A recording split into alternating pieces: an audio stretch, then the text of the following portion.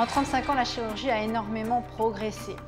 Professeur Gilles Brassier, bonsoir. Vous êtes neurochirurgien et vous présidez la commission médicale d'établissement du CHU ici à Rennes. Avec vous, nous allons parler de ce que sera la chirurgie demain. Que de chemin parcouru depuis cette première greffe du foie en Bretagne. Dans ce domaine, quel est selon vous le prochain grand défi? À mon sens, le défi ne se limite pas à la prouesse chirurgicale. Il fait intervenir beaucoup plus le versant immunologique, car un des risques dominants de la greffe, c'est le rejet.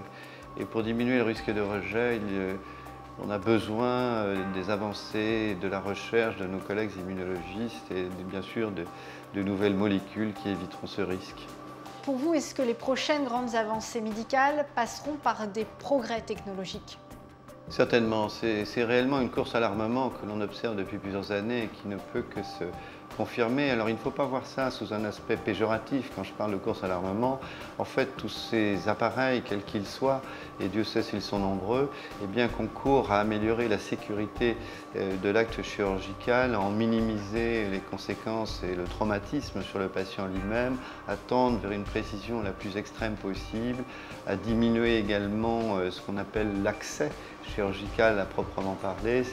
On parle désormais, vous savez, de chirurgie du corridor, ou de chirurgie du trou de la chirurgie du trou de serrure, qui consiste en fait par un accès le plus minime possible à pouvoir réaliser des opérations sur des tumeurs d'un volume important.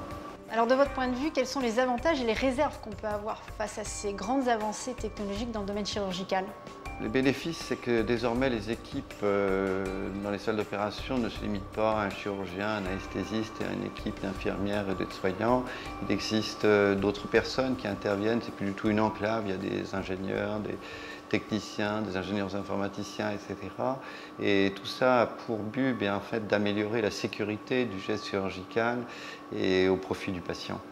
Et on rejoint également ce même aspect dans cette notion nouvelle qui est apparue récemment, qu'on appelle la simulation. Vous savez, les appareils de simulation qui sont déjà utilisés pour la formation des pilotes d'avion, eh bien, vont être transposés en fait dans l'apprentissage de la chirurgie, et ça permettrait effectivement de répondre et de respecter cet adage d'un type nouveau qu'on appelle jamais la première fois chez un patient.